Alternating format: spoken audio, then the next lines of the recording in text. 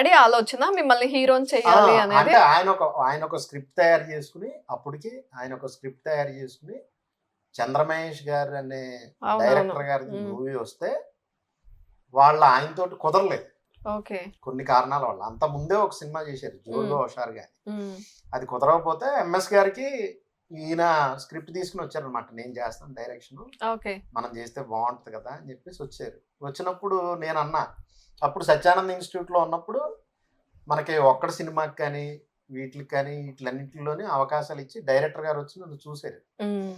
చూసి గుణశేఖర్ గారు వచ్చి చూసి డాడీకి అక్కడి నుంచే ఫోన్ చేశారు, కూడా బాగానే చేస్తున్నాడండి, నేను 2-3 స్కిట్స్ చూసాను, ఒకటి సినిమాలో మంచిది పెడదామండి. లేదంటే నేను స్క్రిప్ట్ ఏదో తయారు చేసుకున్నాను, అలా మా వాడిని హీరో కింద తీసుకొద్దాం అనుకుంటే నేను విపరీతంగా బాధపడ్డా. అరే అంత పెద్ద సినిమా, మహేష్ బాబు గారి మూవీ, గుణశేఖర్ డైరెక్టర్ అని చెప్పి నా చుట్టుపక్కల ఉన్న ఫ్రెండ్స్ అందరినీ నేను తీసుకెళ్లి ఇంట్రడ్యూస్ చేసి పెట్టించాను. అందులో పెట్టించి డాడీతో అన్నాను అనమాట, డాడీ అలాగే 2-3 సినిమాల్లో అవకాశాలు వచ్చినా నన్ను వెళ్ళనివ్వాల పాత్రలు. నేనన్నా, పాత్రలు చేసుకుంటూ మనం ఎంత సింపుల్ సిటీలో ఉన్నప్పుడు పాత్రలు చేసుకుంటూ నెమ్మదిగా 1 by 1 వెళ్తే మనకి గుర్తింపు ఉంటది.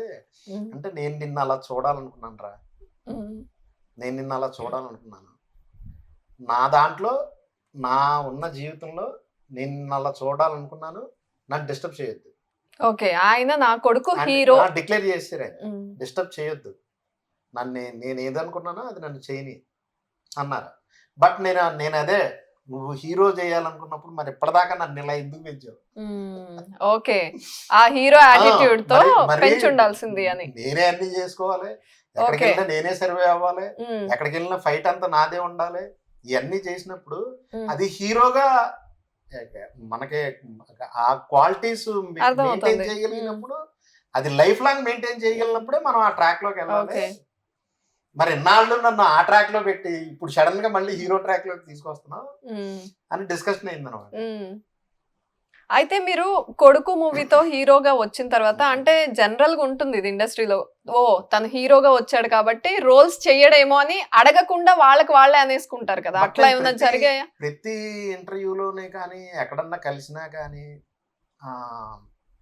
ఇప్పుడు సినీ ఇండస్ట్రీలో 2 types ఉంటాయండి.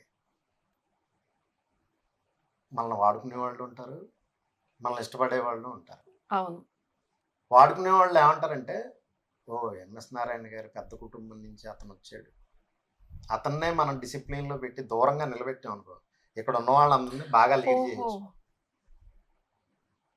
లీడ్ చేయొచ్చు. ఇక్కడ దగ్గర ఉన్నవాళ్ళు కూడా నన్ను అడగరు, అతనే అంత దూరంగా నిలబెట్టామే, మీరందరూ నన్ను అడుగుతారు ఏంటని చెప్పుకోవచ్చు. అదొక ట్రాక్ నడుస్తూ ఉంటుంది. కొంతమంది తప్పకుండా మీరున్నారు కదా అని వాళ్ళకి కావాల్సిన అవసరాలన్నీ తీర్చుకున్న తర్వాత, వాళ్ళకి కావాల్సినవన్నీ ఫుల్ఫిల్ అయిన తర్వాత, అరే మన దాంట్లో కుదరలేదండి అని చెప్పవచ్చు. బట్ ఇవన్నీ దేనివల్ల అంటే, నాకు నేనుగా హీరో అయిపోవటం వల్ల ఈ ప్రాబ్లమ్స్ అని నేను ఫీల్ అవుతుంటా. బట్ ఇదివరకు నుంచే వచ్చుంటే సునీల్ గారి లాగా, లేకపోతే మన కనకాల రాజీవ్ కనకాల గారు ఇలా నేను చేసుకుంటూ నా స్టెప్స్ నేను వేసుకునే అవకాశం నేను కోల్పోయాను. అంటే కొంత ఈగో దెబ్బతిని ఉంటుందేమో అనిపిస్తుందా? అంటే ఎవరికి వాళ్ళే హీరోగా వచ్చేసారు, ఇంకా మనం ఏంటి అంటే హ్యాండ్ ఇచ్చి పైకి, ఆల్రెడీ చేశారు కదా అతను, ఆల్రెడీ చేశారు కదా అనేది ఉంటుంది. బట్ నేనే నా లైఫ్ స్టైల్ ఏంటంటే, నాకు సినిమా అనేది మెయిన్ స్ట్రీమ్ గా నేను ఎప్పుడు పెట్టుకోలేదు. ఐయామాన్ వేరే వాటి మీద టోటల్లీ అంటే అప్పుడే చాలా క్లియర్ గా ఉన్నారు మీరు. అప్పుడే అంటే ఫాదర్ లైఫ్ చూసారు కాబట్టి, అంటే ఇది అప్స్ అండ్ డౌన్స్ ఉంటాయి అని. మేమున్న స్థితికి అంత హైలీ ఆలోచించుకోకూడదు కదా, సెటిల్ అయిపోతామని ఆలోచించేసుకోకూడదు. కింద నుంచి వచ్చిన వాళ్ళు ఒక రూమ్ లో అందరూ పడుకుని, ఒక రూమ్ లో అందరూ తిని, ఆయన నంది అవార్డు తీసుకునే వరకు మేము షెడ్ లో ఉన్నాడు. ఎంఎస్ గారు నంది అవార్డు తీసుకున్న తర్వాత, మా నాన్నకి పెళ్లి సినిమా తర్వాత, అప్పుడు మా భీమవరంలో నుంచి మళ్ళీ అన్ని సర్దుకుని, అప్పుడు ట్రక్ లో అన్ని నేనే తీసుకొచ్చాను. మా మదర్ నేనే ఇక్కడ షిఫ్ట్ అయ్యాం. అప్పుడు దాకా ఇన్సెక్యూర్డే కదా. వచ్చేస్తే ఏమైపోతుందో, ఉండగలమో లేదో అంతే కదా. అన్న స్థితిలో.